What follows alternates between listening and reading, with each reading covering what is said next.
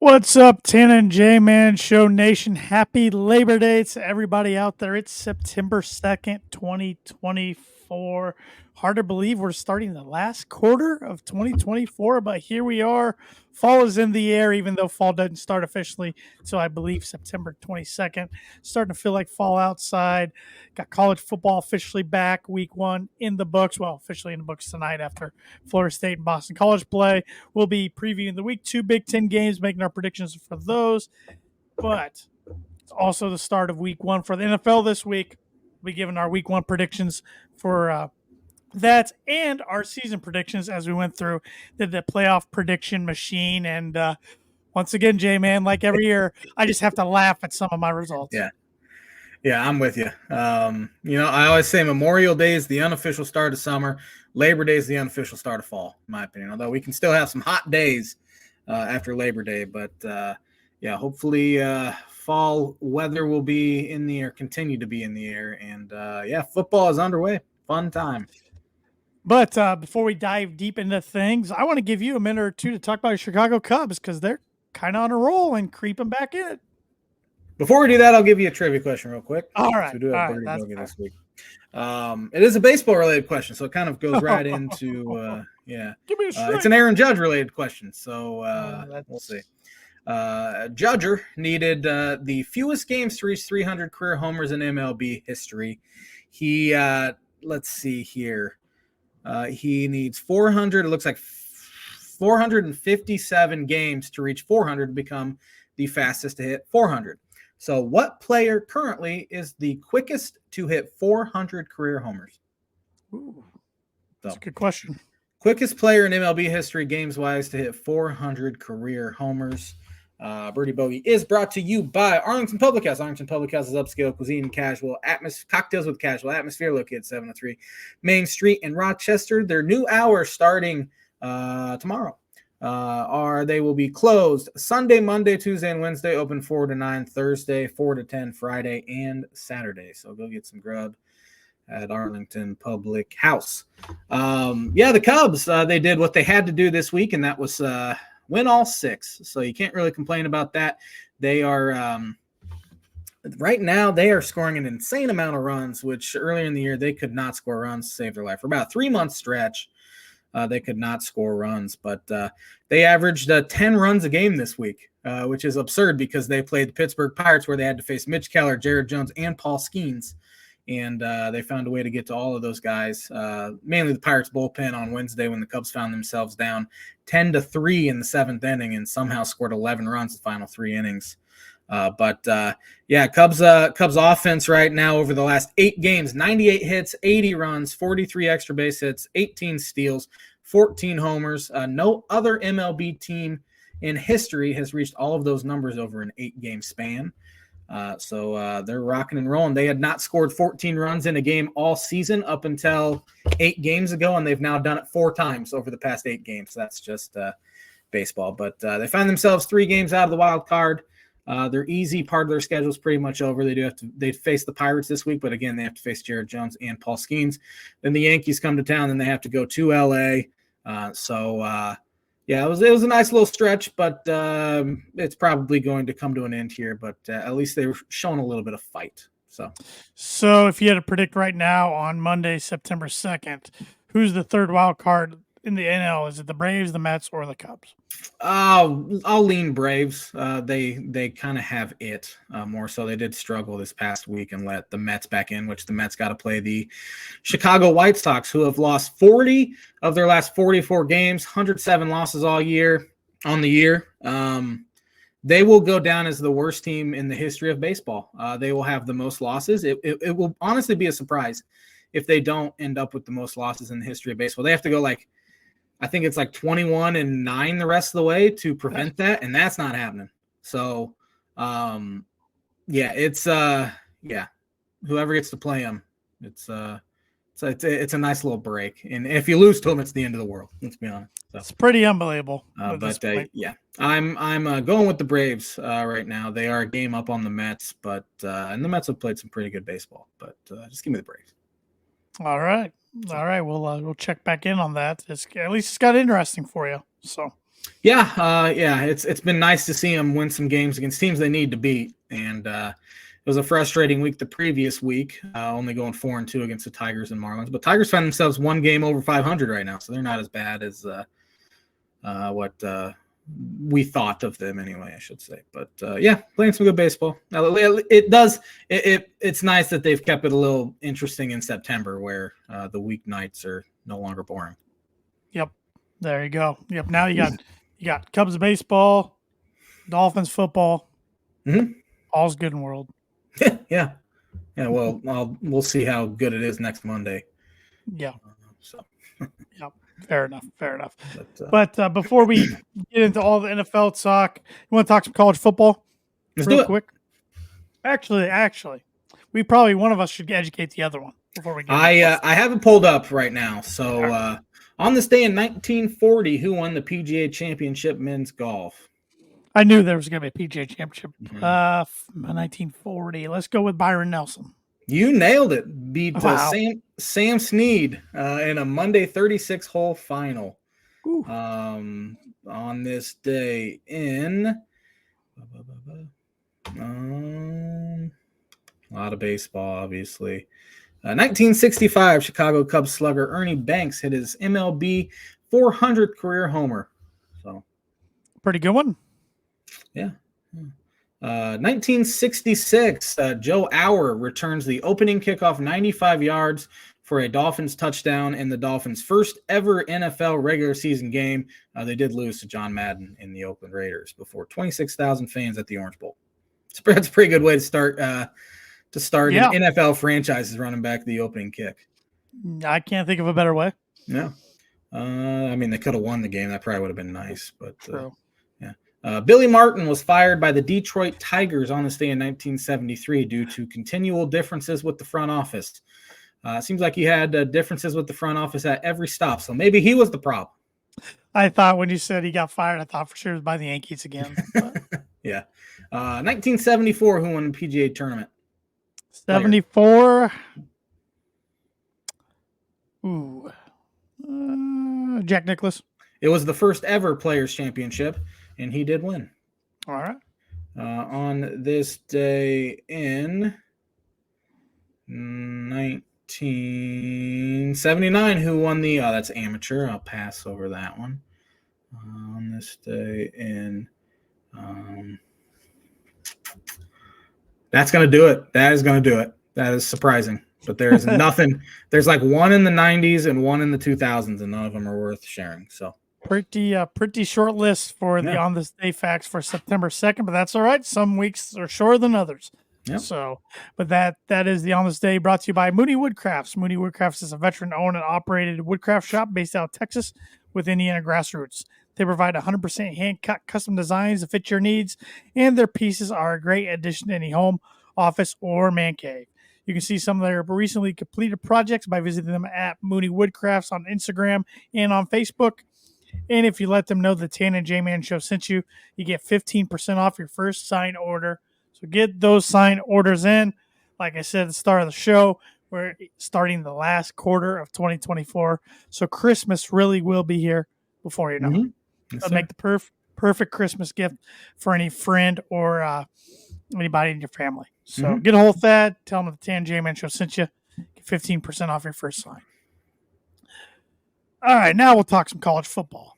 Any big takeaways from week one in your mind? I mean, I know a lot of teams play. A lot of teams played FCS schools. Right. The only FCS school to beat FBS school was actually in week 0 when Montana State beat New Mexico. So not a good start for Bronco Mendenhall out there. But any big takeaways you saw from watching some games? Week one is always fun to have college football back, and then you look at the matchups, and you have, again, a bunch of FCS schools where teams are winning by 40, 50, 60. But only one Big Ten team lost, and that was Minnesota, and they should have won. They missed a fairly short field goal. Now, college kickers, I mean, you never know what you're going to get, but missed a field goal, so they lost by 2 to North Carolina. But other than that, every Big Ten team took care of business. There were some Big Ten teams that didn't look all that great, including Oregon, who I said would win by 70. I'm pretty sure that was my book prediction. I thought they'd put up 70, and they put up I did too. 24. It was Yeah. it's really weird. You look at the box score, you're like, how did they not kill Idaho? And Yeah. they just couldn't get it done. Michigan struggled with Fresno State. Fresno State's a solid program, but Michigan's offense did not look very good. And then they got into another skirmish in their tunnel, which is the fourth time this has happened over the past couple of years. And so maybe Michigan's the issue there. They always blame the other team, which that's typical Michigan fans and team. But USC had a really good win last night. It's so weird to say USC in my takeaways for Big Ten football. I still can't get it's going to take me a long time to get used to that one. But really nice win against LSU last night. Brian Kelly, I think he's starting to wear thin a little bit there with LSU Nation, and they'll be calling for his head sooner or later. He was pretty mad after the game yesterday. Mad at himself, mad at his team. It's funny seeing Notre Dame fans react to Brian Kelly now, because it's what all us non-Notre Dame fans said his whole tenure at Notre Dame. Yeah. Now they're finally seeing it. So I don't know. I still think they'll win 9 or 10 games. Probably. They always seem to stumble earlier in the year and won, and then they get on a roll. But yeah, good win for USC. Lincoln Riley, they needed it. I thought Miller Moss played pretty well. He's a good story. He's one of the rare instances anymore in college football, which guys take their dues, stick with the program until it's their time, and they rise to the occasion. Hopefully, maybe that'll become more of a common thing again. I thought, but Notre Dame. We were just talking about Notre Dame fans. Notre Dame had a good win. Very good down at Texas A&M. I think it was a combination of Notre Dame's defense is really, really good. In Texas A&M's offense, I'm not sold on Casey Wigman. I know he was hurt for a majority of last year, and he looked pretty rusty the other night. But all in all, that was a really good win at a sold-out Ryan Field down there, and they are favored in each of their remaining 11 games. And I think the lowest one's like 60%. That might be against USC. So we'll see. I mean, you can't win games on paper, but they sure look like you can pencil them in for the college football playoff. But there's 11 games left. Injuries could happen. You never know. It's a long season. Somebody could sneak up on them. They could slip up. But it looks like it's going to be probably a fun season for Irish fans. And like you said, Big Ten, every team won except Minnesota. And you should be thankful that North Carolina won, because that was the difference between you and I's picks for the week. Because I took PJ Fleck and the Golden Gophers. You took North Carolina and Mac Brown. So you were right. I was wrong. Starting the winning already there in the pick. Yeah. Some things just don't change, unfortunately. As for me, for Purdue, enjoyed a great day at Ross-Ade Stadium. They had the most attendance they've had for a home opener since 2005. So that was pretty cool. Coming off a 4-8 season playing at FCS school, didn't really matter. People wanted to go out and enjoy the nice day. Purdue took care of business like they needed to. I was saying last week they needed to not just win, they needed to dominate, and that's what they did, winning 49-0. And Hudson Card, I don't care who you play, going 24 for 25 is pretty hard to do, and that's what he did, throwing for 275 yards, 4 touchdowns on top of that. So in his last 3 starts for Purdue, he's throwing it was Minnesota, Indiana last year, and now Indiana State's throwing 10 touchdowns, 0 interceptions. So hopefully he can keep that up. He looked sharp. New wide receivers looked good. Like I said, it's hard telling when playing Indiana State, but now they're on the bye week. But originally they were supposed to have a bye this past week. When the schedule came out, and Walters and Indiana State worked out a deal where they flipped those 2 weeks. So now they get a week to rest. They were without 3 starters. Hopefully those guys can get healed up this week and be ready for Notre Dame next week. So I don't hate it. I hate it. I do hate it as a fan. You get so hyped up. Right. Your team's back, and then you get 1 game under your belt, then it's a bye. But if it gives them a better chance to pull an upset against Notre Dame, then I'm all for it. Give them another week of prep. So I'll give Purdue fans credit, because they show up for football. They do. Games. I mean, I turned on the Illinois game for a few minutes, and they had 45,000, which is pretty good for Illinois football.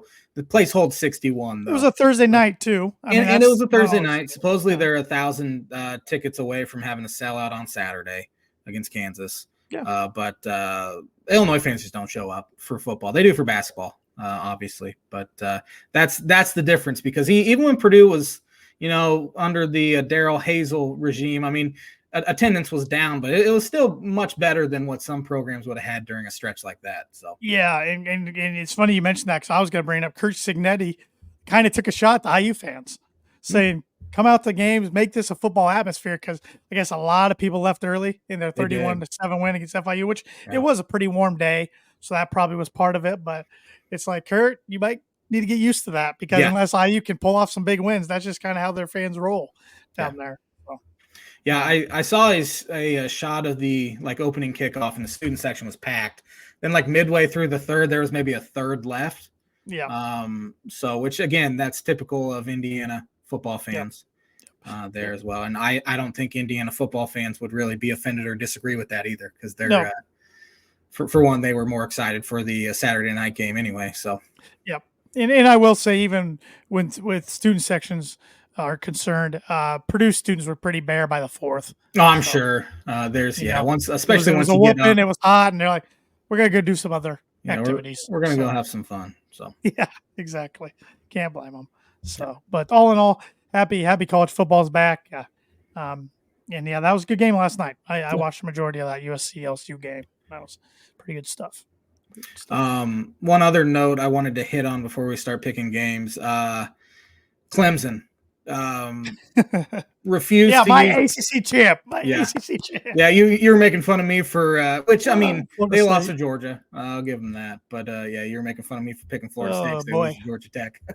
But Clemson, I mean, Dabo's trying to keep everything the same as it was, 5 years ago, and that's just not gonna work these days. And there was a massive talent gap between Georgia and Clemson, and I've never been a big Cade Klubnik believer, but he looked terrible against that great Georgia defense. Their offensive line looked bad. I mean, they might be okay in the ACC because, again, you have maybe three other good teams in Louisville and Miami and Florida State, but Miami looked good Saturday. They did. My Canes. That might be the team. That might be the team, because I turned that game on and I was like, all right, man. I honestly thought Florida would pull the upset. He is Napier's a walking dead man. I don't even know. Yeah, dead man walking. Thank you, because that team might have checked out already after week one. Yeah, there were guys posting snap stories like "screw this team," all that sort of stuff, and not good down there in Gainesville, man. Yeah, they fired Dan Mullen after winning 10 games a bunch of years, and they thought they could do better. And Billy Napier has come in and poured gasoline on the fire and made it not as easy as it was in Raging Cajunville, Raging Cajuns, University of Louisiana, Raging Cajuns. So Miami looks impressive. So and Clemson not so much. And it's weird, I got so sick of Alabama. I'm not really sick of Georgia. I don't know why. I don't know why about it. Yeah, we got sick of Clemson though when we weren't sick of them. That's true. We got sick of Golden State when we weren't sick of them.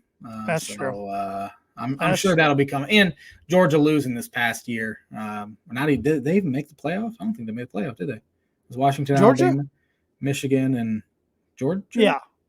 No, Georgia did not make the playoff. That's what I thought. So maybe that's why. Washington, Alabama. It was Michigan, Alabama, Washington, Texas. Texas, that's right. Yeah. I'm sick of Texas, and they haven't won anything in years. Well, they got a big one this weekend. They do. Yeah. That'll be an interesting one. But, it's weird that game's at noon. Is it the big noon Fox? Yeah. And Michigan seems to have a lot of their games, big games at noon, I guess. So, yeah. Are they one of the? No, they have lights, right? They have lights. I think every Big Ten team has lights now. It seems like they should have lights. Yeah. I think now with the new TV contracts and everything, I think you got it. Yeah.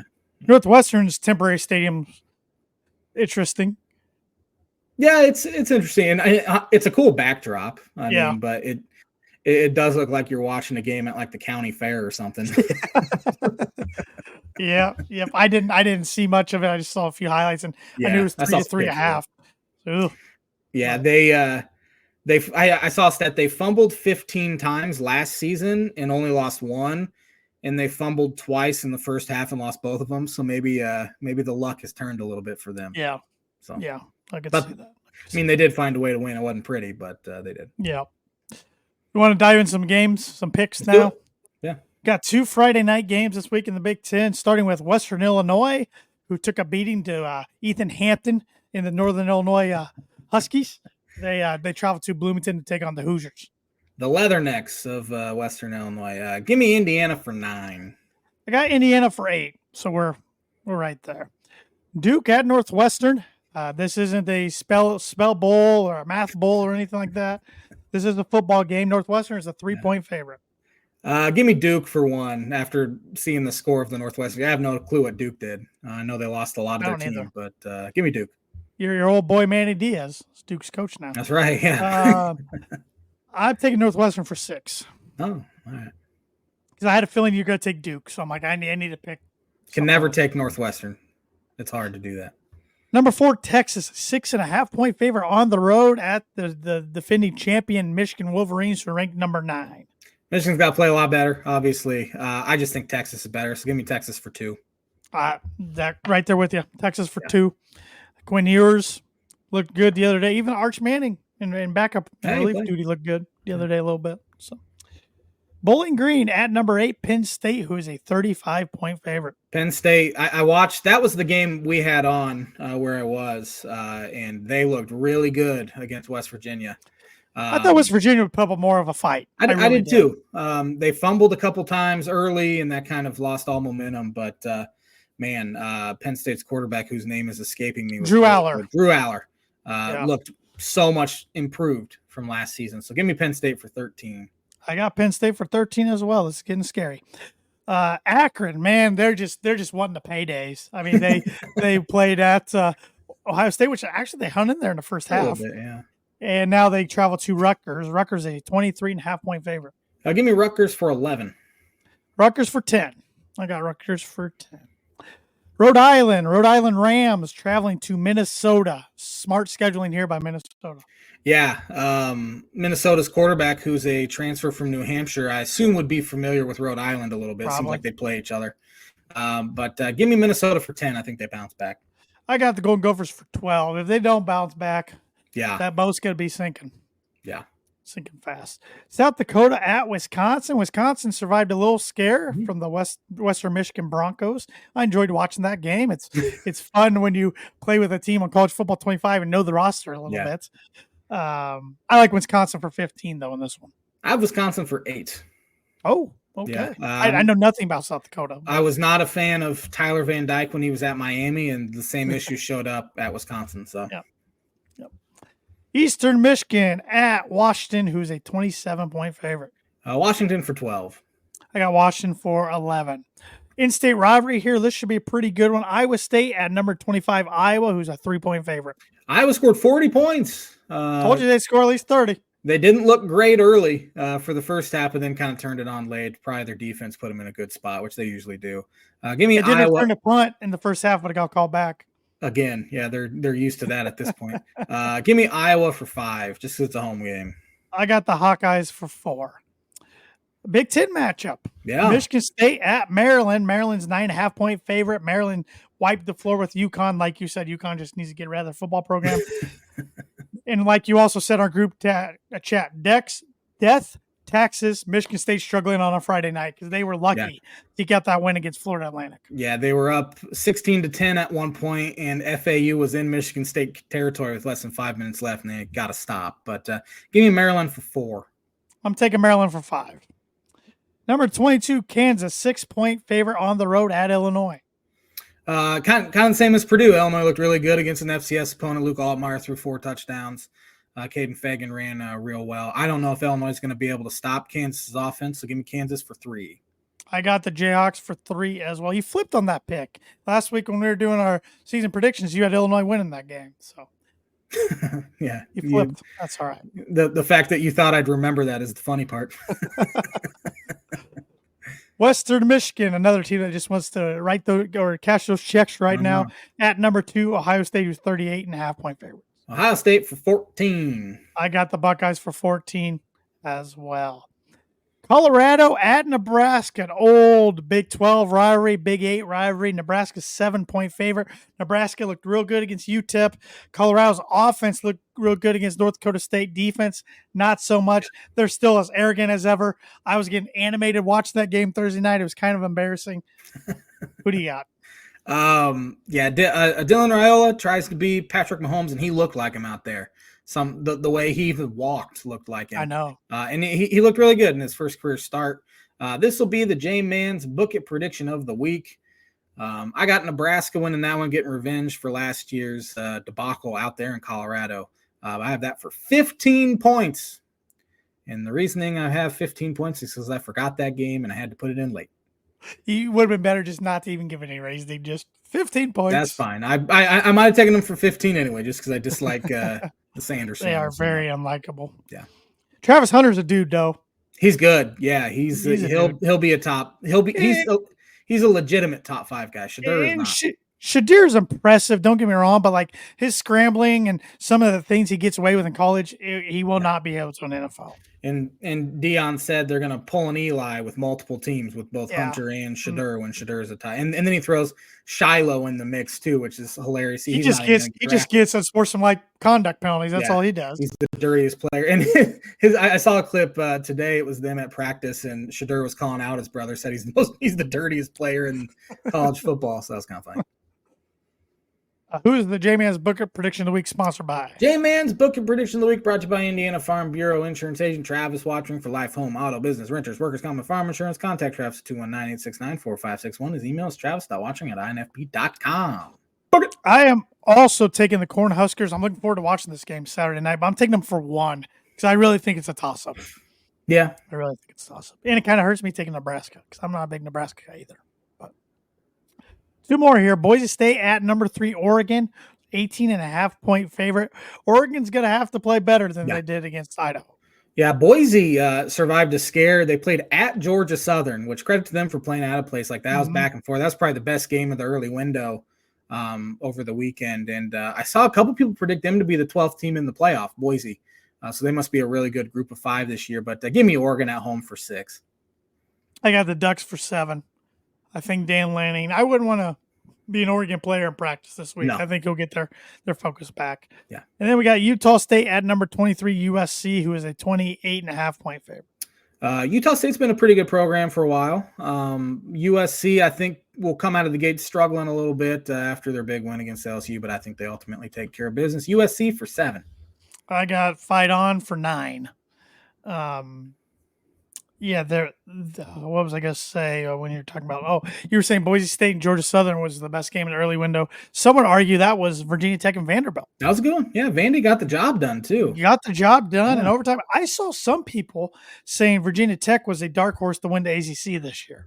Yeah, not off to a good foot there. No, that's a bad loss because Vanderbilt is one of the worst, Power 4 conference teams. Mm-hmm. That was a bad one. Yeah, big time win for them. Other games, some top 25 games. Let's see here. I haven't even looked at them yet. I'm pulling them up on my phone. Number 18, Kansas State at Tulane. Give me Tulane. Kansas State's a 10-point favorite. I like Tulane. Tulane used to be a garbage program. In the past couple of years, they've been really good. They lost their coach, though. Yes. I'll take the Wildcats, but I think it's a close game. Arkansas at number 17, Oklahoma State, who's a 7.5-point favorite. Give me Oklahoma State. I will take Oklahoma State as well. Ollie Gordon had 2 touchdowns the other day. Should have been suspended, but against that was South Dakota State, I believe they played. Ethan Hampton in Northern Illinois at number 7, Notre Dame, who is a 28.5-point favorite. Irish cover, you think? Yeah, I would say they cover. Although they could have a little hangover effect, and I didn't think Riley Leonard looked all that great for them either. But their defense, he looked good running, but his passing wasn't very good. Which is kind of his MO at Duke anyway. So they're going to need more from the passing game, but that defense is one of the best in the country. Yep. I think Notre Dame rolls in that one. Baylor at number 12, Utah. Utah is a 14-point favorite. Give me Utah. Utah teams should win the Pac-12. Should win the Big 12, honestly. Yep. Yes, they should. South Florida at number 5, Alabama. Alabama looked, they should against Western Kentucky. Yeah. They looked really good. Alabama's a 31-point favorite. They cover. We do have a ranked matchup. Number 15, Tennessee is a 7.5-point favorite at number 24, NC State, who didn't play all that well in their week 1 matchup. Yeah, the redshirt freshman quarterback Nico Imaliva for Tennessee looked really good. Might end up being the best quarterback in the country by year's end. Give me Tennessee on the road. Yeah, I'm taking the Vols as well. Houston, they are 0-1. Terrible.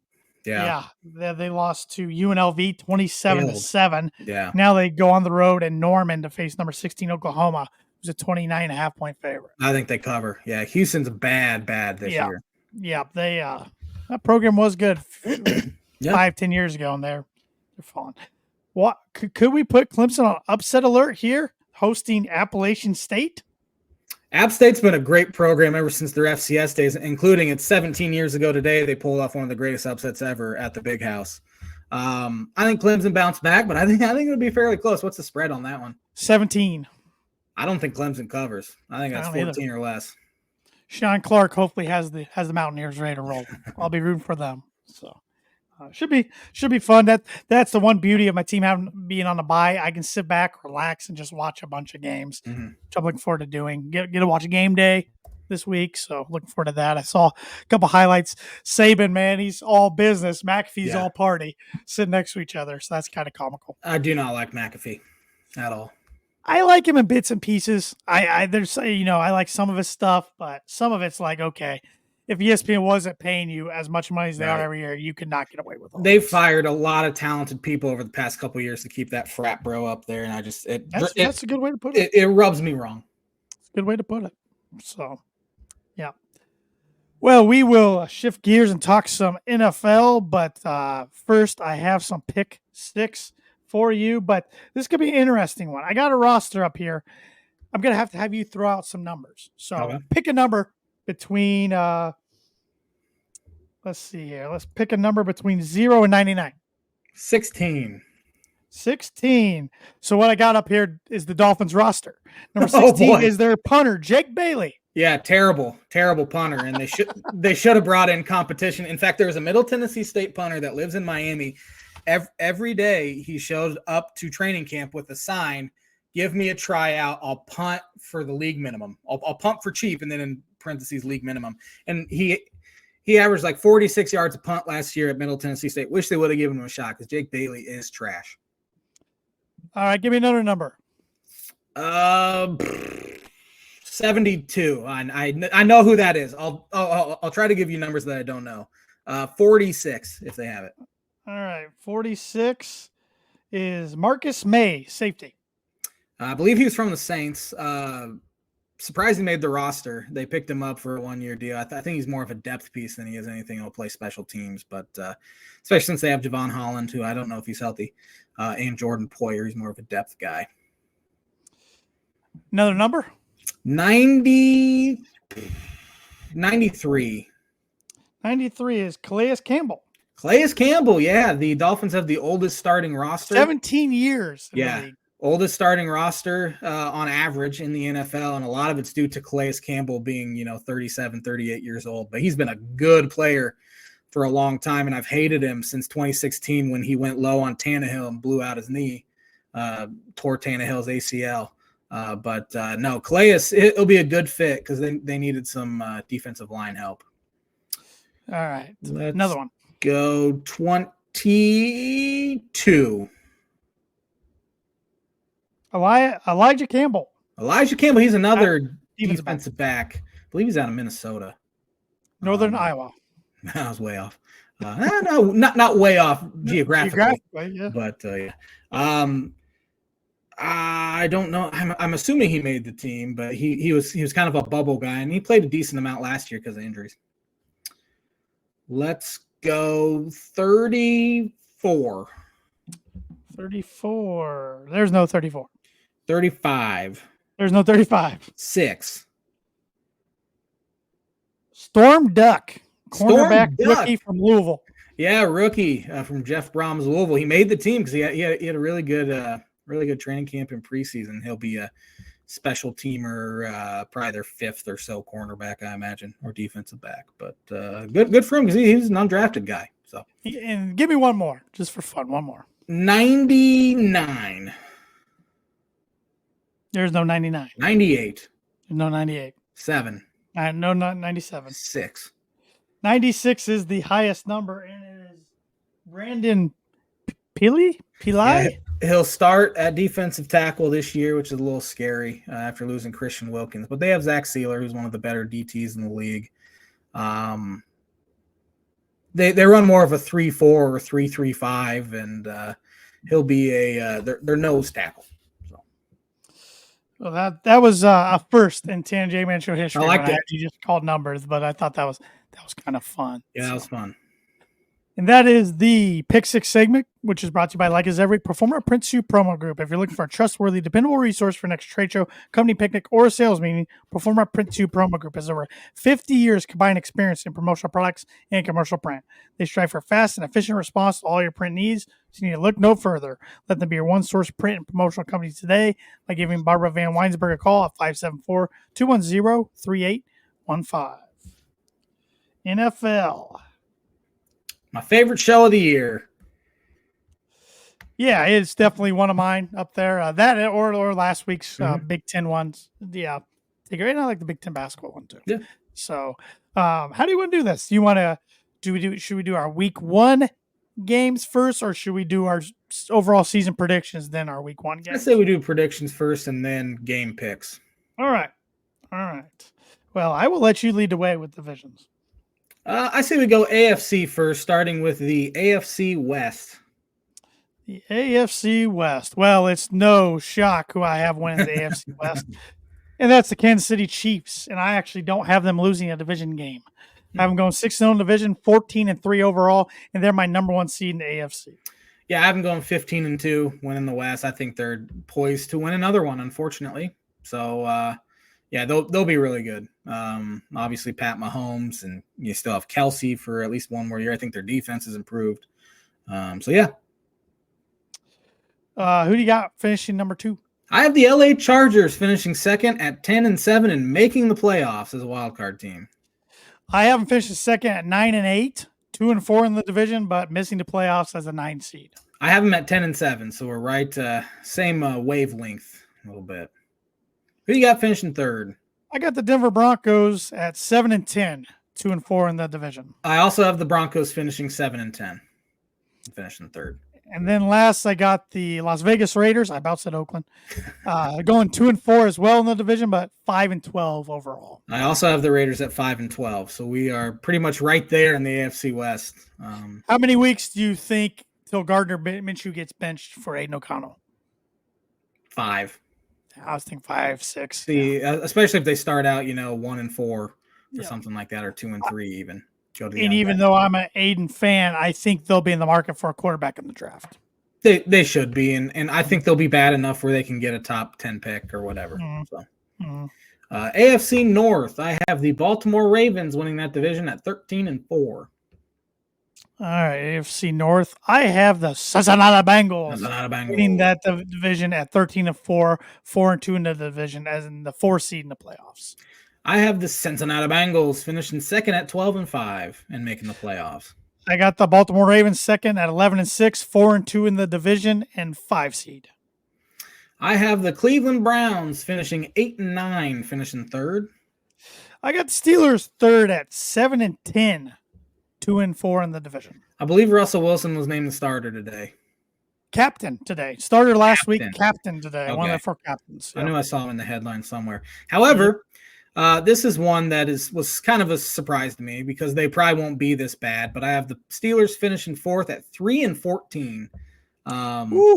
At the end of the year, I'm sure they'll be right around 500, even over, honestly. But as the schedule lined up on the pick'em, I had them 3-14.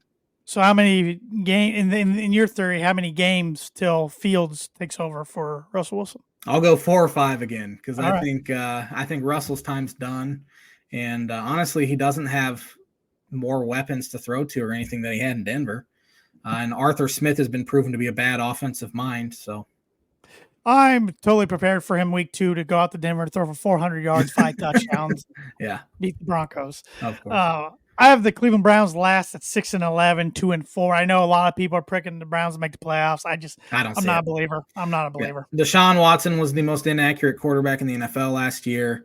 And they played better when Joe Flacco was in there. And he's the reason why they made the playoffs. So, right there with you.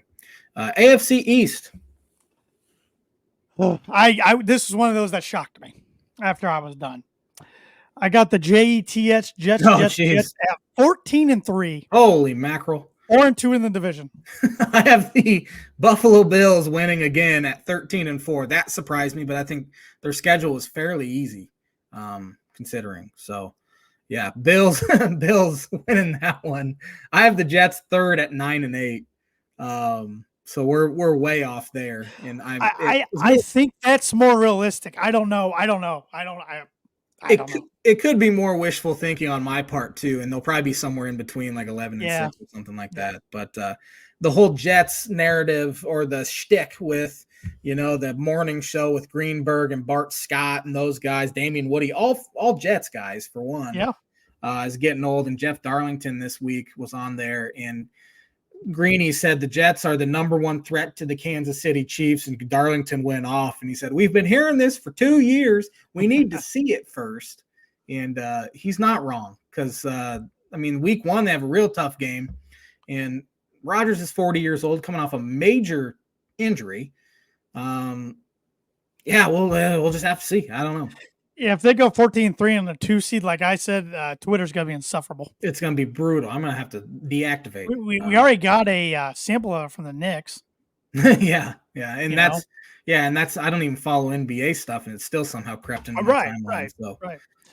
But I got the Bills second in the division in the 6th seed, making the playoffs at 11-6, 4-2 in the division. I have the Dolphins finishing 10-7 once again. I think they're 11-6 last year. Now that I say that, I think they'll be a little worse this year. They still have the same guys throwing the ball. Tyreek said today he hasn't seen OBJ in a week, so who the heck knows what's going on there? He's starting the year on the PUP list anyway. Yeah, but that guy just so they have the same pass catchers. The offensive line scares me to death. Defensively, I think they'll be better with their new DC from Baltimore. I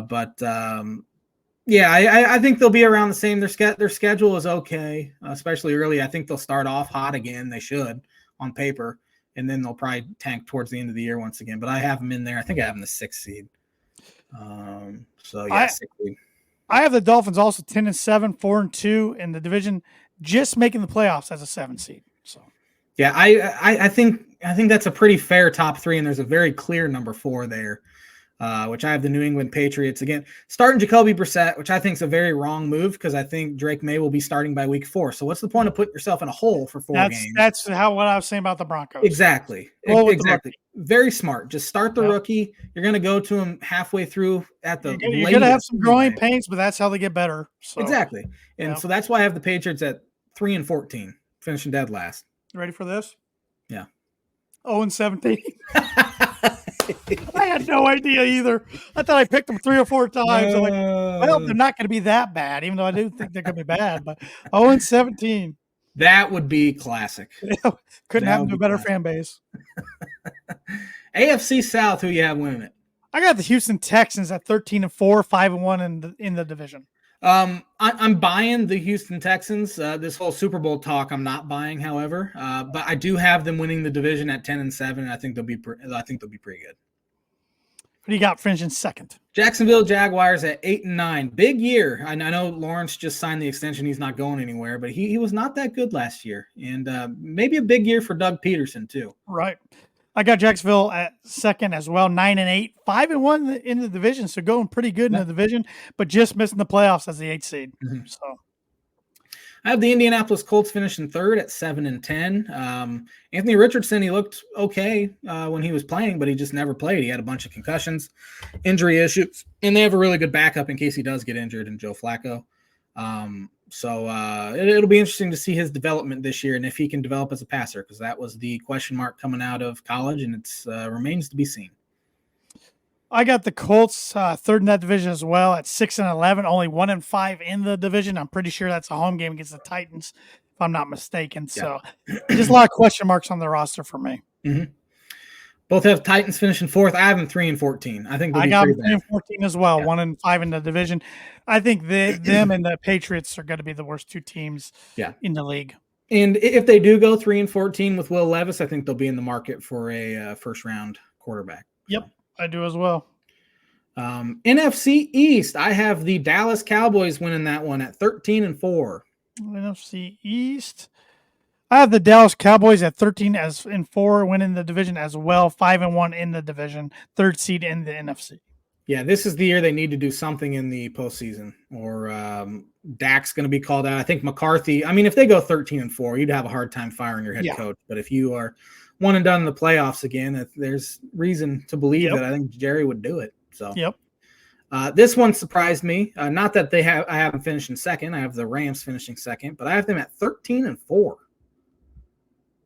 Who, the Eagles? The Rams. Oh, I jumped out.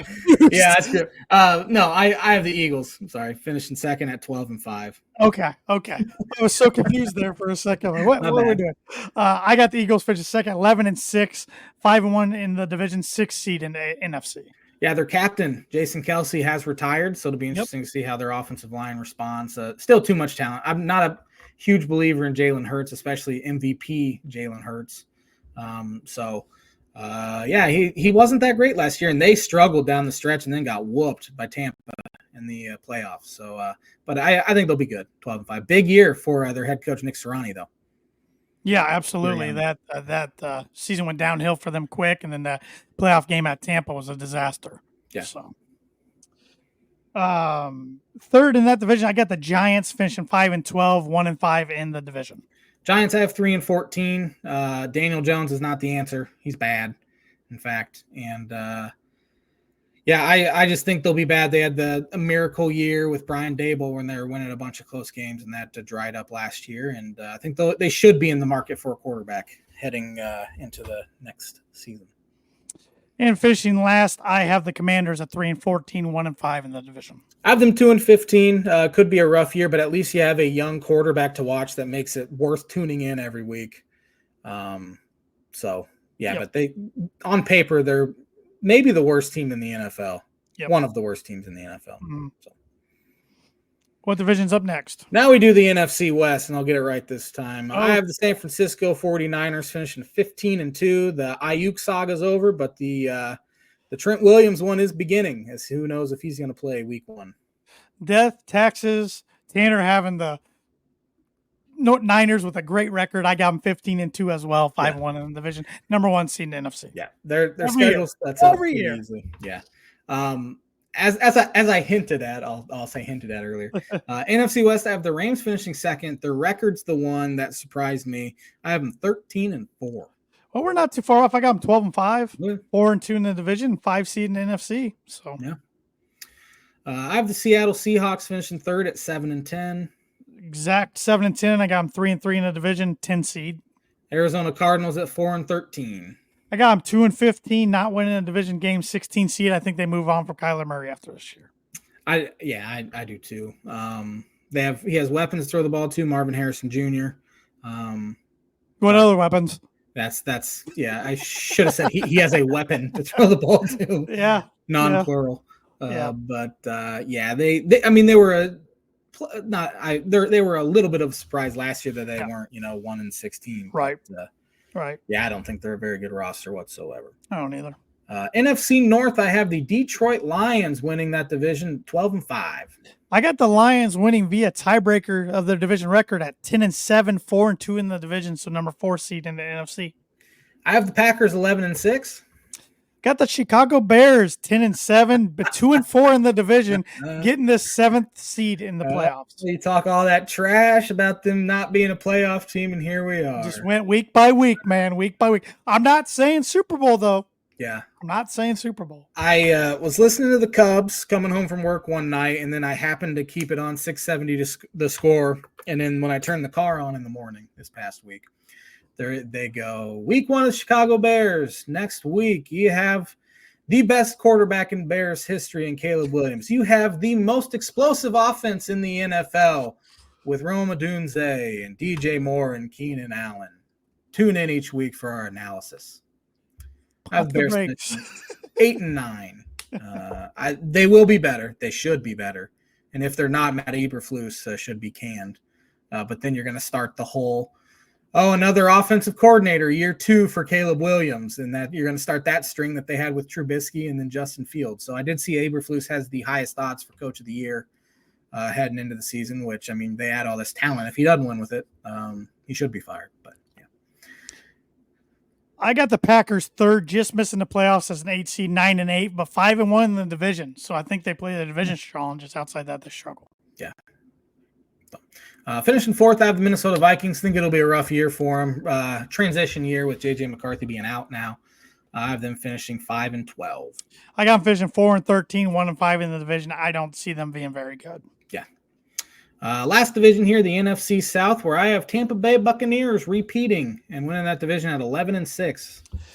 I'm high on the Falcons, I guess. Mm-hmm. I got them winning at 15-2 record, 5-1 in the division. Yeah. I have the Falcons missing the playoffs, but being better and competitive at 10-7. New head coach there, new quarterback, Kirk Cousins. They drafted Michael Penix to sit behind him. Cousins struggles the first couple games, and he's coming off that major injury as well, like Aaron Rodgers. I like their defense, though. Yeah, then their defense was solid last year. They just couldn't score points. Mm-hmm. And Bijan Robinson, year 2, he's poised for a massive breakout. So I think they'll be good, but I'm finishing second at 10-7. I got the Bucs second, just missing the playoffs as a 9 seed, 8-9, 4-2 in the division. I have the New Orleans Saints finishing third at 8-9. I think they'll be fairly mediocre once again. Yeah, I got them 7-10, 2-4 in the division. Yeah, ho home. And then we both have the Carolina Panthers, who should be again really, really bad this year at 2-15. I have them. I got them 3-14, 1-5 in the division. Then the question is, do they move on from Bryce Young if they do that? Yeah, I mean, looking back, hindsight's 2020. They should have taken C.J. Stroud, but again, hindsight's 2020, and it wasn't a slam dunk at that point. So correct. My wild card round, I have number 5 Cincinnati at number 4 Houston, and Houston moving on. I have number 5 Baltimore at number 4 Cincinnati, and Cincinnati moving on. I have number 6 Miami at 3 Buffalo. Buffalo moving on. Dolphins need to host a playoff game this year. I got number 6 Buffalo at number 3 Houston, with the Texans moving on. I have the Chargers at number 2 Baltimore, with Baltimore moving on. I got the 7-seeded Dolphins at number 2 Jets, with the Jets moving on. Sorry, Josh. That would kill me. Number 5 Rams at number 4 Tampa Bay, with the Rams moving on. I got the rematch, Rams at Detroit, same result, Detroit moving on. I have Philly at Detroit, Detroit moving on. I got Philly at Dallas, with Dallas moving on. I have Green Bay at Dallas, with Dallas moving on. Got Chicago at Atlanta, with Atlanta moving on. I have Buffalo at Baltimore, with Baltimore moving on. I have Houston at the Jets, with the Texans moving on. I have Houston at Kansas City, with Houston moving on. I got the Cincinnati Bengals going into Arrowhead, and Joe Burrow being the villain again, and the Bengals moving on. I have who do I have as the 3 seed? For some reason, I put Minnesota down, but I have San Francisco moving on. Detroit at San Francisco, with San Francisco moving on. I have Dallas on the road at Atlanta. Atlanta coming victorious in that one. I have man, how did I screw this up so bad? I have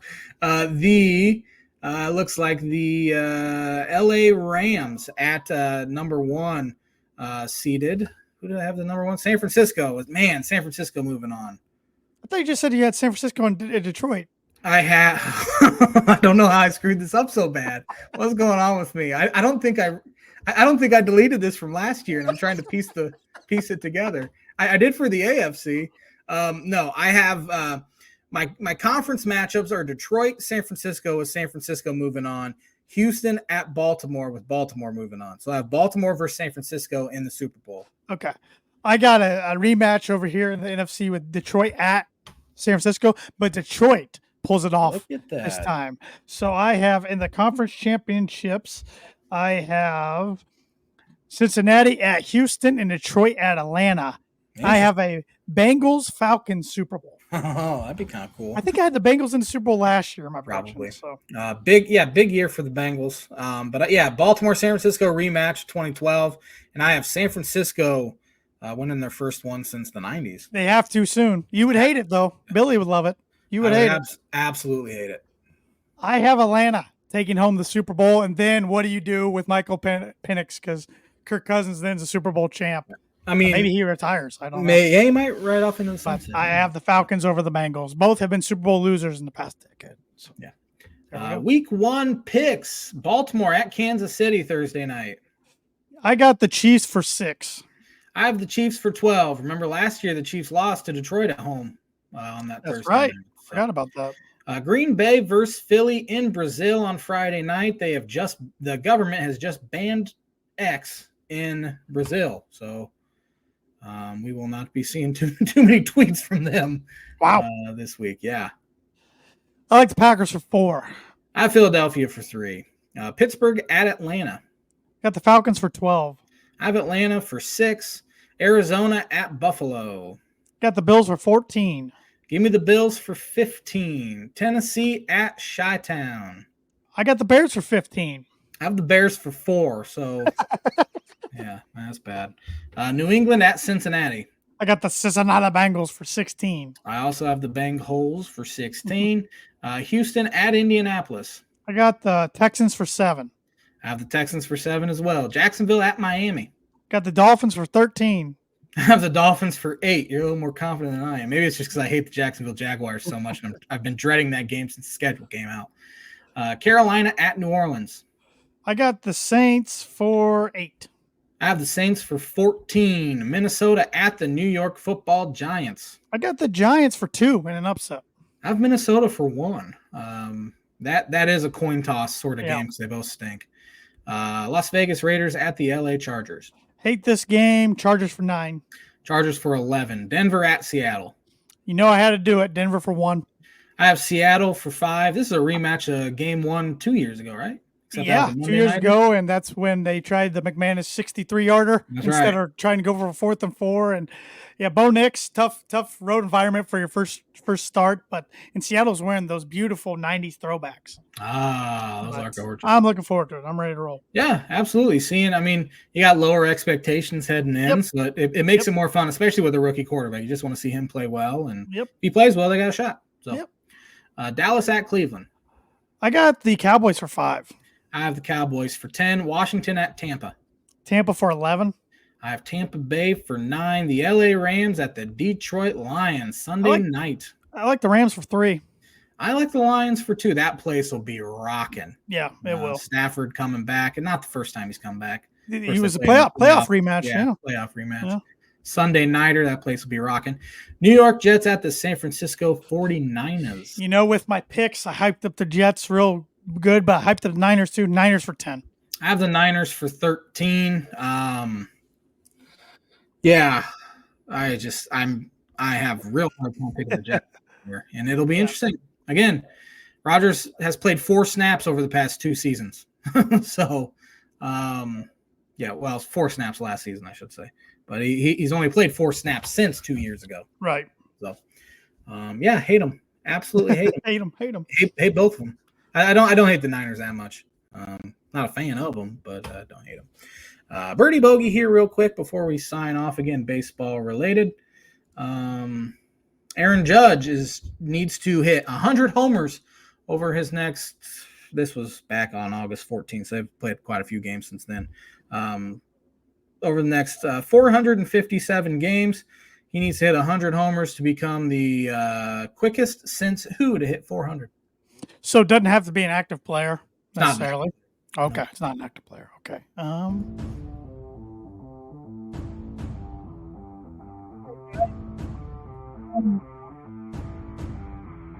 Can't hear you over the music. That was my fault. I got a couple guys in mind, but I'm going with Alex Rodriguez. That's a good guess, but you are incorrect, friend. It is Mark McGwire.